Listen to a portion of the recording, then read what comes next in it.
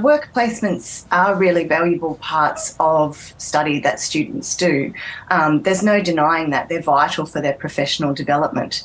That's not really in question. The issue is about the poverty that they're causing students and whether those placements should in fact be paid. So what does the research show? What are the issues that students find themselves in when they've perhaps got to do 800 hours or 1,000 in their work placement? Yeah, so the research is pretty compelling, really, about students telling us that they find the expectations quite unrealistic, that they're being forced into poverty.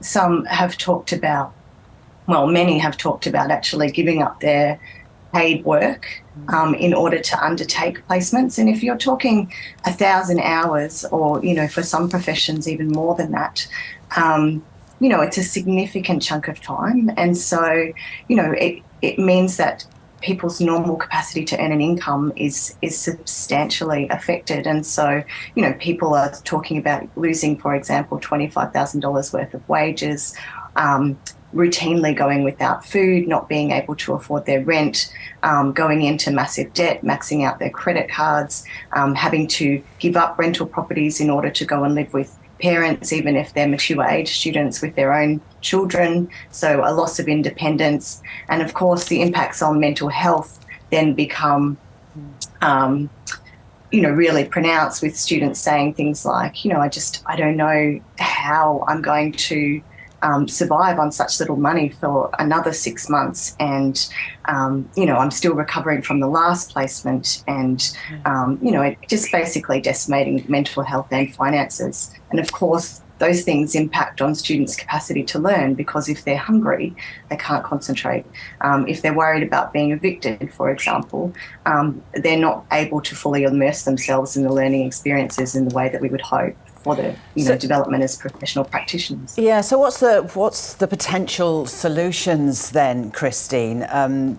Given that, as you said, work experience, work placements are very valuable to a degree.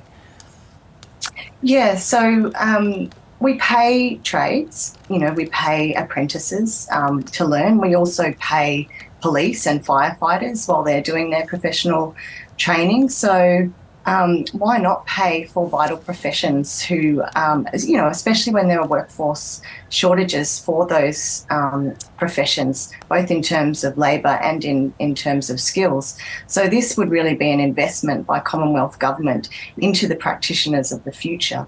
And I would think that's really vital for Australian society going forward.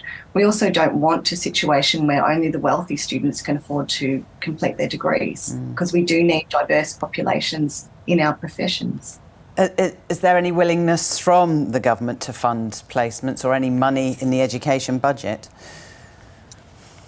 There wasn't in this latest budget, and higher education, as you would be aware, makes up a very small amount of how the budget is spent. I think when I looked at it yesterday, it was about 0.46%, and we're a very rich country. We could afford to pay for this if we choose to prioritise it. Christine Morley, thank you very much for joining us on Weekend Breakfast. Christine is from Queensland University of Technology. Have a great weekend. It's fine.